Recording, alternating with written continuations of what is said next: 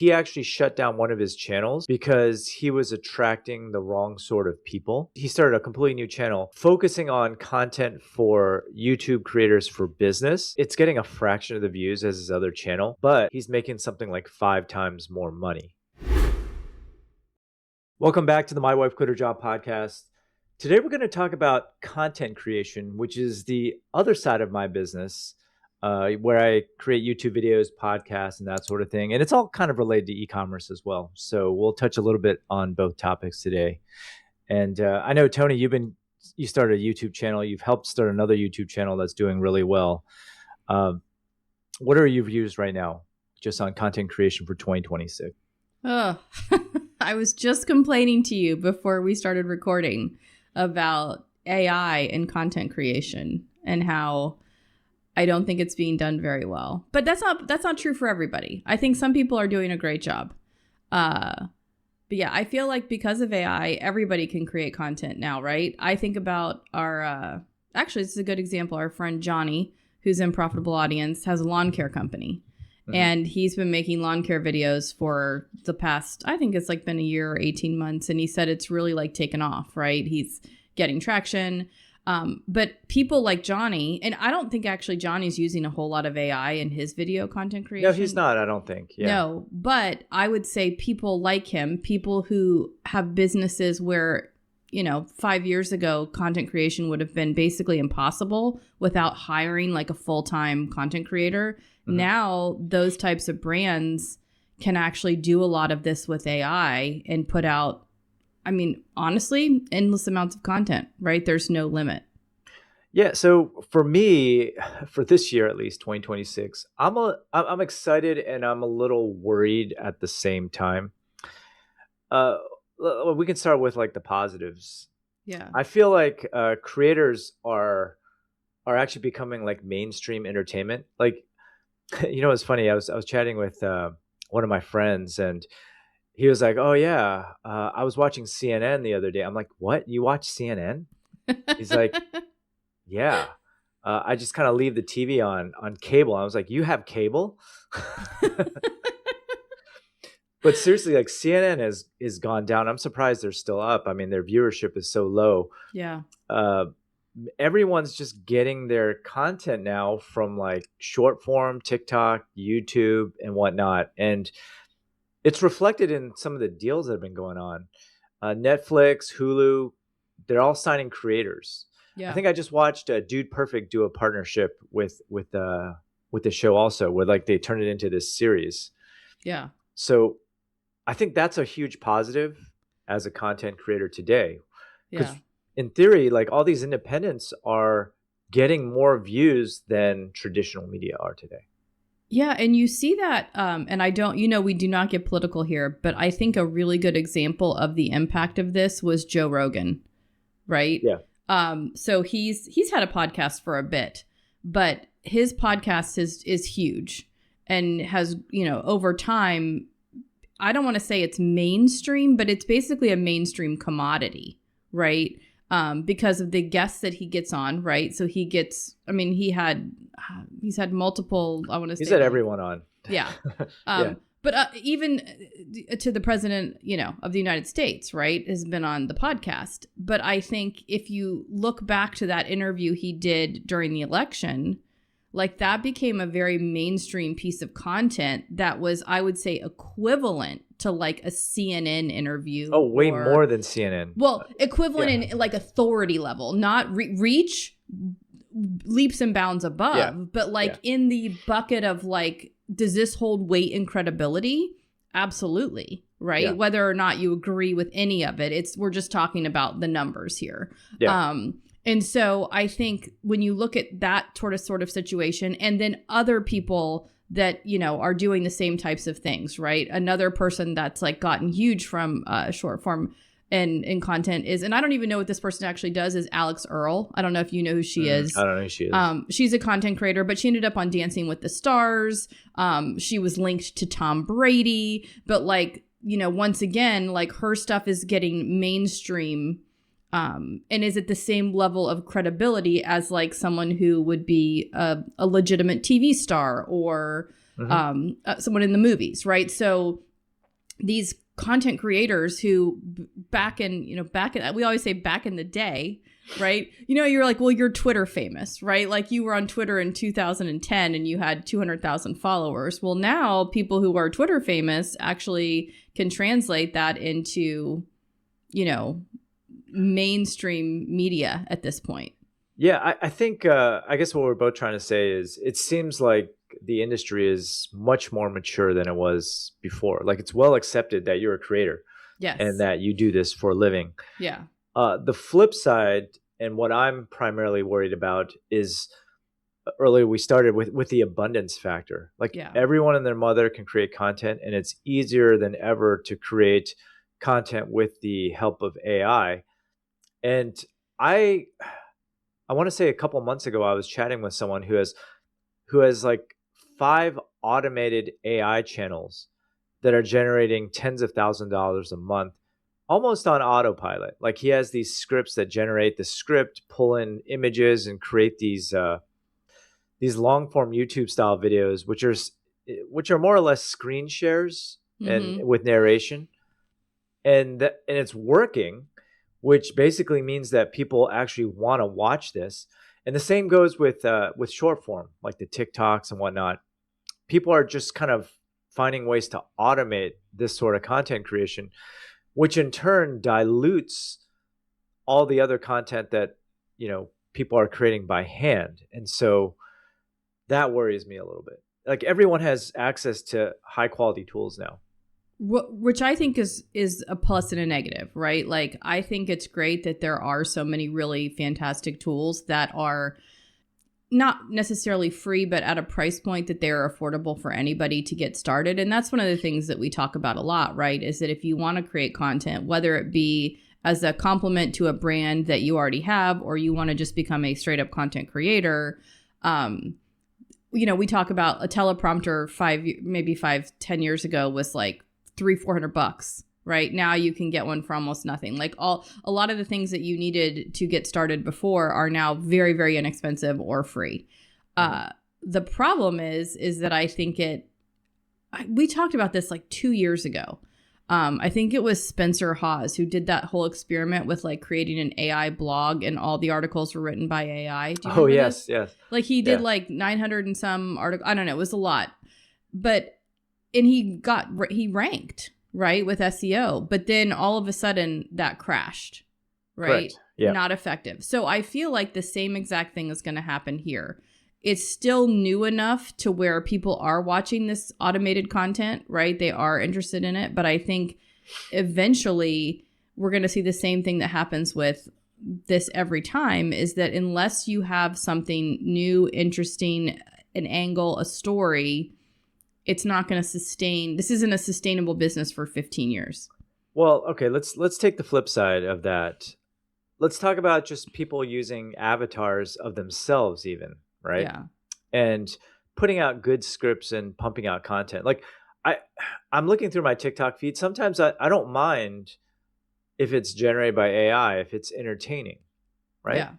And so let's like not talk about the slop. Let's just talk about the good stuff. Right. Yeah. Of which there is a lot. Yeah. There's too much good content out there now. Almost, in my opinion. Right. And for me, as I doom scroll on TikTok sometimes, like I finish a session and I don't even remember who I looked at. Yeah. For the most part. That's definitely true. So I guess what I'm trying to say is, in order to stand out today, like you really have to do something memorable or unique to yourself in order to stand out. Which honestly, that's always been the case. It's always been the case, but I feel like it's even more important. So for example, like you were just talking about Rogan doing an interview-based podcast. I probably would not start an interview-based podcast today. No. Right? Because like they're a dime a dozen. Yeah. I think we talked about this in the last time we recorded. Yeah. When everyone and their mother wants to start a podcast, something is wrong. Like we've reached peak podcast. Yeah. Right. But if you have... Yes, I would say this is not the time to start a podcast unless you have something that is so unique and different that you think it can get traction. Here's the problem. This reminds me of, I don't know, I guess American Idol is starting back up in its 400th season or whatever. Is that there's always those people that get on American Idol and they are not the best singer, but you realize that their whole life people told them they were a good singer, right? Like their mom and their aunt and, and then they get up there and they're not that great, right? They're not terrible. They're probably better than you or I, but they're not like the level to make it as a singer today. Right. I feel like that happens a lot with content creation where like your friends tell you that's a good idea. Right. Or, your mom likes it. And then it's like, oh, I should start a podcast because my mom thinks this is so interesting. Like you can't let your mom be the judge of whether you decide to do something or not. It has to be something where there's like at least some proven level of interest before you do it, because anyone can do it. And there's so much out there right now. Yeah. So, back in the day, maybe 3 or 4 years ago, like you could probably just pick up a camera and just start creating like tutorial content.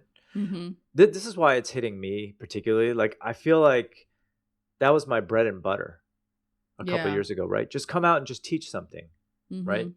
But anytime you just teach something now, it's we talked about in the last episode we recorded where there's this like summary button now, right? Mm-hmm. On all content. And so if you're just teaching something, why should someone sit through your lesson?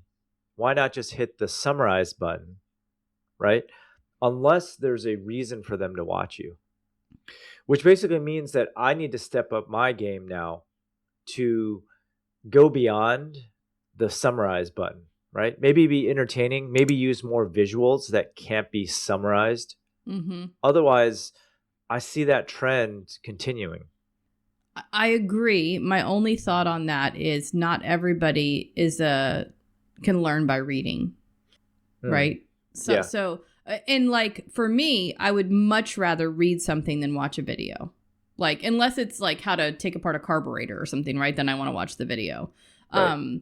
But I do think that there will always be people who want to learn a certain way. Some people want to listen auditory, some people want to have it visually, some people want to like take apart whatever with the other person. So I do think that, one, I do think you should up your game, but two, I do think that having all these different mediums is good, right? Especially for people who learn differently. However, with the summary button and the ability for people to dump a transcript into AI and get all that information, like you definitely need to have things in your content that make that less appealing to people, right? Like, well, I could summarize it, but then I'm going to miss out on XYZ.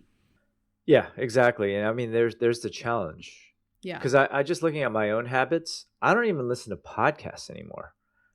Like, unless I'm running, right? And then you just get the transcript of it? I literally just get the transcript, feed it into AI and say, hey, just give me the top points of this. Like, I don't have time to listen to this like 3-hour thing. Okay, but I think that... Yes, but there are still a lot of people who have time where they can't read, right? They're in the car, they're driving, they're walking their dogs. I was talking to a friend yesterday and she's like, oh, I listen to all my podcasts when I take the dogs out, right? And my son listens to podcasts all day long at work, right? Because he can have an earphone in. So I do think there's still, I'm not saying to start a podcast by any means, but I'm saying that like there's still people that will listen to it. But yeah, for me, I'm going to summarize it. I mean, I'm not saying like this is going to destroy content creation. I'm just saying it's a trend that will probably increase over time because at least on YouTube, they've made it really easy with that button, like the Gemini button, right? Yeah. But on the flip side, what's good about content creation today is that the number of subscribers does not matter whatsoever. Yeah. Right. So I guess that's one positive that's been happening for several years now is you can literally pick up your camera or your phone or whatever, create a piece of content and instantly get hundreds of thousands, even millions of views just based on the merit of the content itself. Well, we saw that we haven't talked about Kevin in a bit. Oh, yes. But we saw that with Kevin, who, obviously he's done a great job of consistently creating content, but he created a video, I think it was like on Windows 10 or something. I'm not a Windows user, so I'll probably mess this up. But basically it was like he created this video that hit on a topic that everyone was concerned about in that moment, right? And so even though at that point he had 5,000 or 6,000 subscribers, he, basically overnight quadrupled his subscriber number, and then of course has now taken off because of the video, because more eyeballs got on it. So if you have the right topic, I mean, we talked about my son last week, he had 0 subscribers and no clout to like push people anywhere. Right. But, Instagram liked the content, right? Pushed it out. And, he has 100 and some thousand subscribers in 30 days, which is absolutely not normal. I want to put that out there. But it just shows you if the idea works, right? If it's clever or if it's interesting enough, that can happen no matter how many followers you're starting out with. So what's nice about Kevin is he's become like this authority on Windows, right? Yeah. And I think about some of the people or some of the videos that I've seen have gone viral. And I mentioned earlier, like sometimes I go through a session where I don't remember anything that I've watched. Yeah. Right.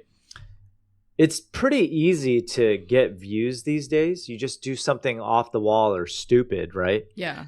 To get views, but you're not going to get any. You're not going to get any influence. Yeah. From that type of video.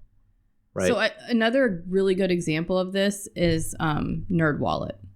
Yep. Right. So they've been around for a very long time. I think probably as long as you and I have, probably longer. Yeah. But whenever I'm into the travel hacking and the points and all that stuff. And so when I hear about, some good, deal, right? Like, oh, get this credit card, you're going to get X amount of thousands of points, whatever. I always cross-check it with NerdWallet. Like, I always go to NerdWallet, read their reviews, and I never will not do that, right? Like, until they have, like, controversy or something, obviously. But, like, they have created such an authority with me, right? Mm-hmm. Like, and I'm with millions of other people, too. I'm not the only one. They, like, advertise at the Super Bowl, I think. Yeah. But, if you, like, that's what Kevin's done with Microsoft, right? Like, I'm not getting a credit card until I vet it with NerdWallet because I trust them completely to provide me with accurate information. I'm absolutely not going to go on TikTok and take a credit card recommendation without, checking it out. So I think, Kevin's done this with Microsoft. People do this with all sorts of things, right? And so I think if you can do that as a content creator, become the absolute authority, which I think is then why like niching down becomes really important, right? Yeah, I guess my point in saying all that was focus less on the views per se and more on the influence factor that you have. Yeah. Because there's a lot of people that just put out content just to get the views. Yes. But views in itself is not a good measure of your impact on whatever you do.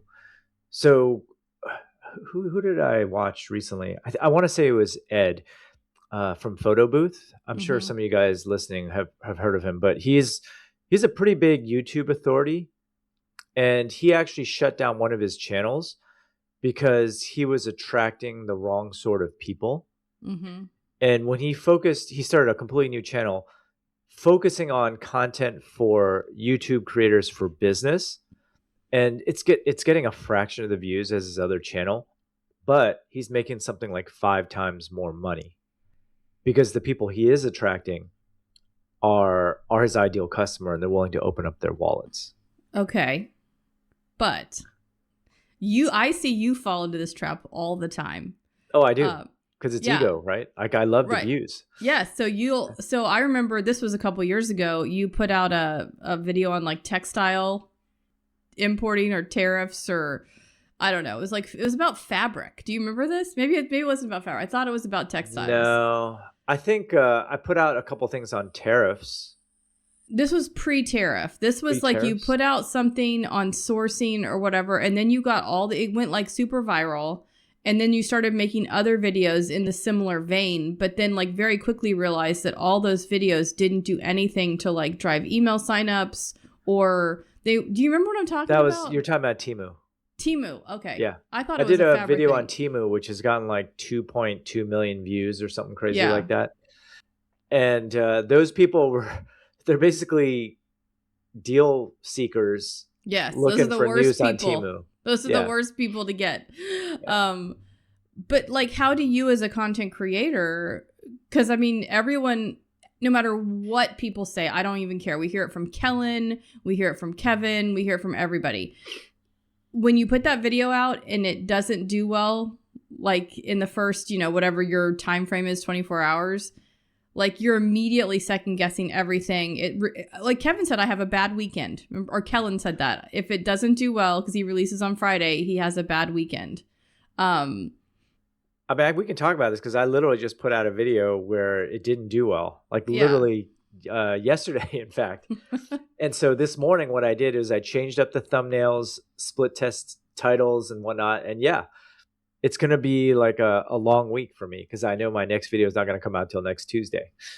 Yeah. So 100% relate to Kellen. But then you put out a video and it does really well, right? It takes off. You get, a million views or something, but it's not the right video. Right. Then what do you do? How do you keep yourself from, because I mean, the tendency is like, oh, I need to make 5 more videos on this topic because it's resonating, even if it doesn't resonate with the right people. Yeah, I've started to resist doing that. So I reserve those videos where I know that I'm going to get a bunch of views. I reserve those for when I'm down in the dumps. Like if I've had a string of bad ones, then I'll go back to, a different angle on Temu that actually is relevant to the sellers, just to get some more mojo. Like anytime I talk about e-commerce politics, because I mean, it's crazy, right? Like at the time of this recording, we're talking about tariffs to the EU. Taking over Greenland. I mean, there's just tons of news that applies to everyone on that front that are directly related to selling online. So anytime I need a dopamine hit, I'll talk about that. And I know it's going to kill it. Am I going to get any email subs from that? Maybe just by sheer volume. Yeah. Like the views will get me a bunch of email subs. But on a percentage level, no. Generally, it's not going to be attracting people. Yeah. So how does a new content creator avoid that and focus on the becoming the expert, right? How do they avoid the trough of sorrow when that happens? I don't know. I thank God I haven't been in that trough for several years, but I mean, it's tough. Yeah. And I think in the beginning, you do have to go with what works and just make more of it. Yeah. Right? Yeah. Or you just have tremendous patience and you just slog it through and be willing to accept that you're going to get less views, but a much more targeted audience. Yeah. Which is what Ed teaches now, actually. It's hard for me to execute because I need that dopamine hit every now and then, but I don't know.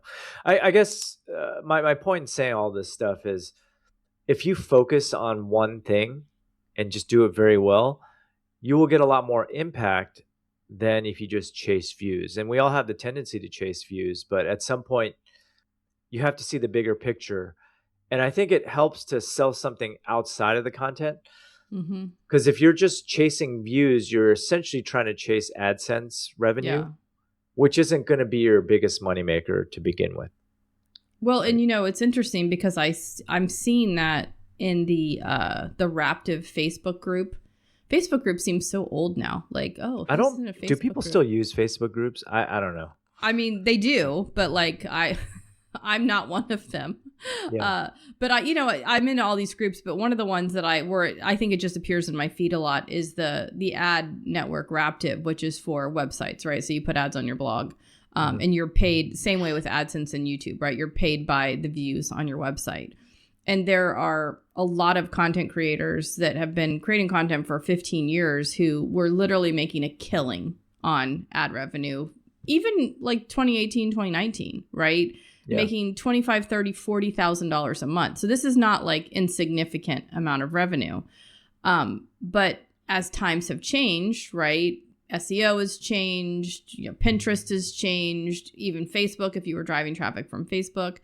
And so they never had another revenue stream, right? They were pretty much, 80% ad revenue and then 20% all the other things. All of them are selling their blogs, all of them, basically.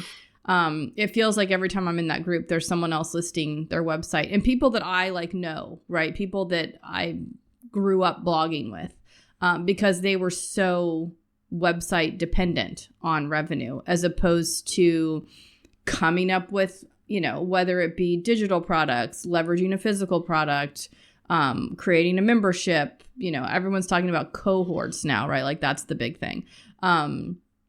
But yeah, I think, it's the same thing is going to happen with YouTube, right? If all you're doing is creating content for the revenue, for ad revenue, you're going to be in the same boat. Yeah. I mean, unless you do it really well. Well, yeah, unless you're Mr. Beast, right? But now he doesn't need to worry about anything anymore. He's got TV shows and, probably a movie. I mean, he's got other worries. Yeah. I'm sure. But the other trend that I've been seeing with content creation also is a lot of them are having their own events now too, right? Or flagship, I think Mr. Beast, since you talked about him, he's got Beast Games. Yes. A whole bunch of these other, I listen to the All In podcast. I don't know if you listen to that, but they have their own event that they throw every year. And what's another event? Oh, the guys over at Acquired. We probably listen to different podcasts. We probably do. The Acquired podcast has events. Shalene has an event. Oh, does she really? I didn't know that. Can't be more. Okay.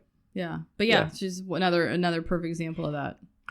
And the other thing that I've seen change dramatically is the type of brand deal requests that I've been getting. Before it was all like long form. Now I'm getting asked for quotes more on the short form side. Interesting. Actually, which I find a little odd because my long form is way better than my short form. For you specifically, absolutely. For me specifically, yeah. Yeah.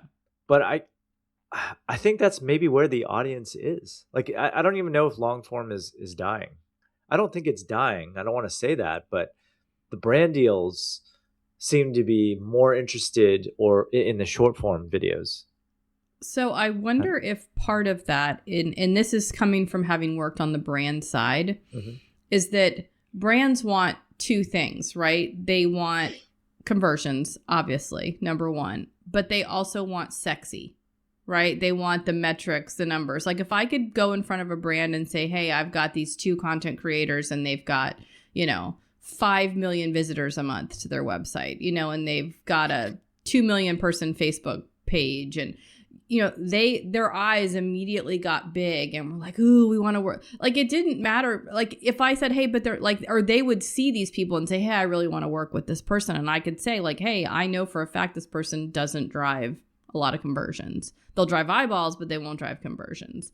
A lot of times the brands are like, no, we want the numbers, right? We want the vanity metrics. And so I wonder if that's part of the love of short form, is that like the chances of a short form video going viral are much greater than a long form, right? Yeah, I would agree with that. So it's like they can ask you for 3 short forms and, potentially have 2 million views versus a long form video that maybe has 20,000. Even though the long form will probably at the end of the day, just by the way that long form is set up, right? The easier ability to link and, tag products and all those things, I feel like sometimes brands really get caught up in the sexiness of it as opposed to like the actual nuts and bolts of what can be done for them. I mean, to a certain extent, you can do everything with long form that you can with short form. Like I know at least on TikTok, because I did a brand deal with TikTok and my short form channels recently, and they actually put their own ads, their own money behind ads to boost some of the things that I was doing. And then they get metrics for signups right away. Yeah. Now, in theory, you can do that with long form also. I just think that the way the world's going is just short attention spans. Yeah. And more attraction. Like you said, you get a ton more views on that video. Yeah. And maybe it's just a better bang for the buck because I literally charge 10x less for a short form than I do a long form, right? Right. And that could be it too. Like if you're saying, and this is not what you charge, but like it's $100 for a short form and you're going to get 100,000 views versus $500 for a long form and, getting 10,000 views. Like the math for them doesn't make sense. And I guess I could, now that I think about it, the other bonus is that entire minute-long video is dedicated to the brand. Yes. Whereas some of the requests I've gotten in the past for my long form is to just have a short 1 minute intermission, so to speak, in the middle of a long form video, which probably converts not as well, I'm guessing, than a dedicated short form video, right? Yeah. I mean, yeah. I mean, it would be interesting to actually see that. I don't think you've done anything where you've done long and short for the same brand, have you? No, I mean, I'm not really into doing brand deals because I don't like I don't like the negotiation process and like I like to have creative freedom on everything that I do. Yeah. And for some reason, everyone I've worked with so far, with the exception of a couple brands, has been like super anal about what gets published. Yeah.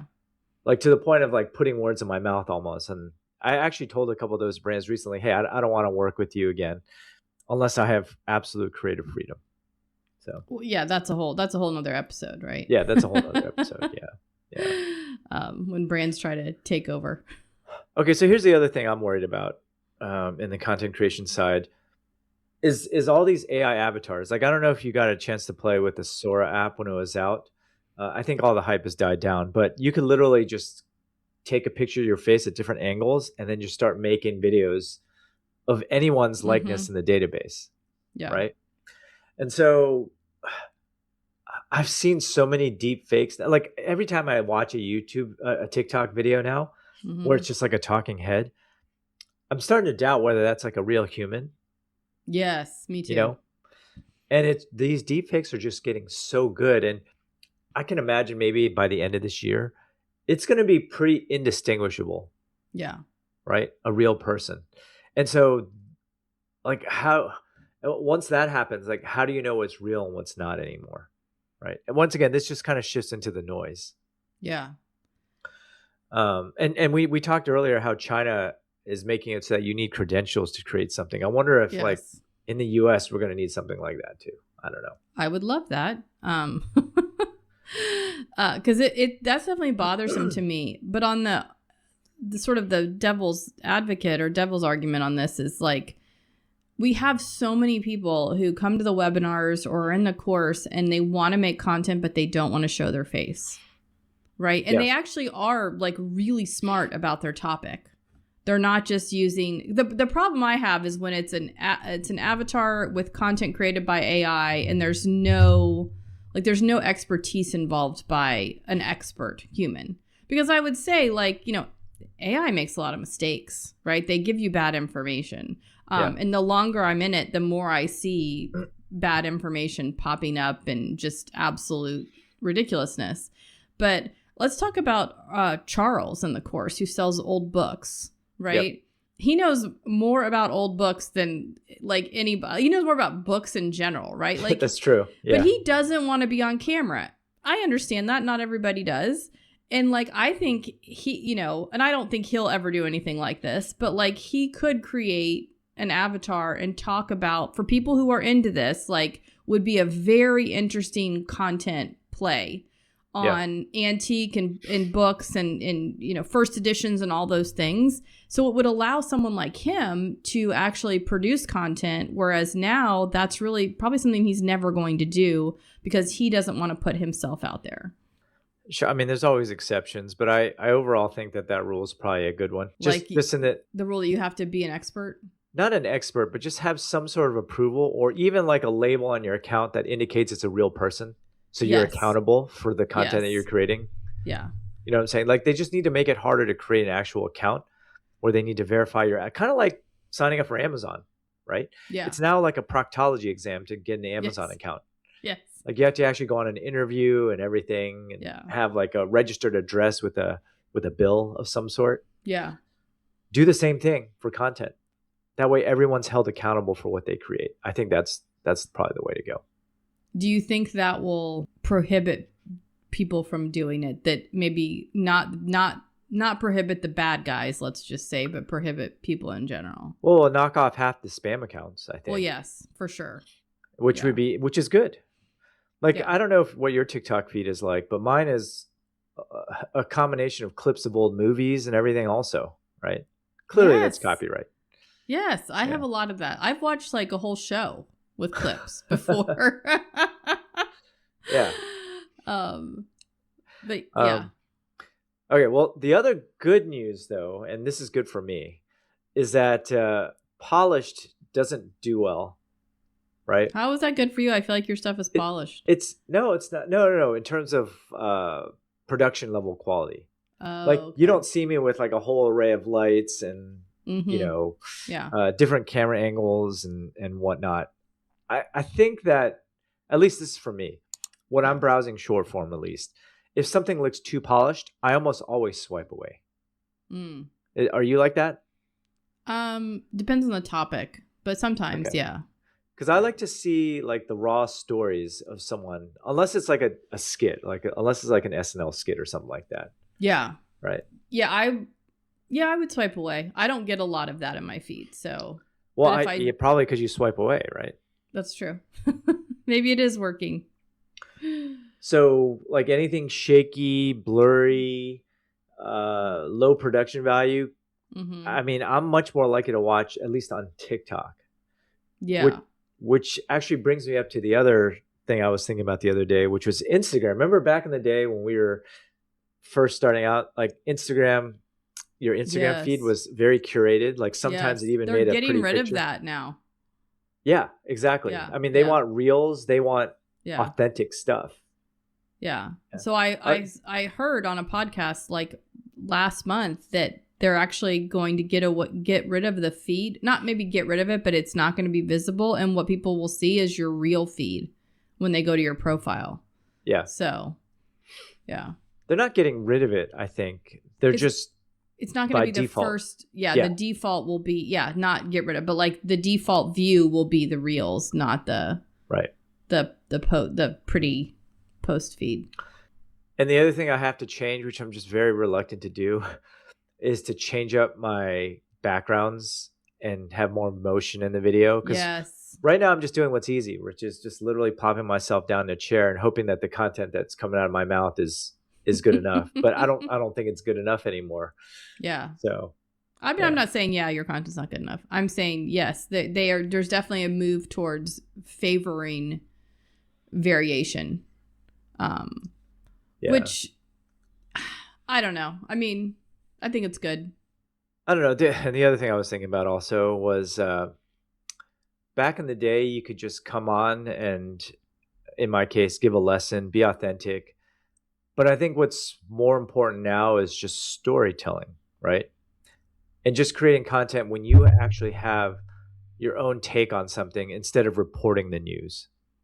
Yes. I mean, that's one thing that I was doing for a while and it was working. I was just talking about current events and e-com. Yeah. Right? But like everyone's doing that now with avatars and whatnot, right? So unless you have like a story or something to make it more interesting, you might just get drowned away in the news, in like in the noise. So this is a chicken and the egg thing, right? Because so you can't just report the news. You have to have an opinion on the news. But why should people care about your opinion of the news? Because you have created an interest in yourself to get people to then want to know what your opinion is. But then how do you get people? You know what I mean? It's like this cycle. Yep. And so you have to be interesting enough or have a viewpoint that's so, I don't want to say controversial because it doesn't necessarily need to be controversial. It just needs to be interesting and different, right? Than someone just reading the facts. I mean, I guess the main point here is for this year, the way content is going, you have to be more memorable than ever.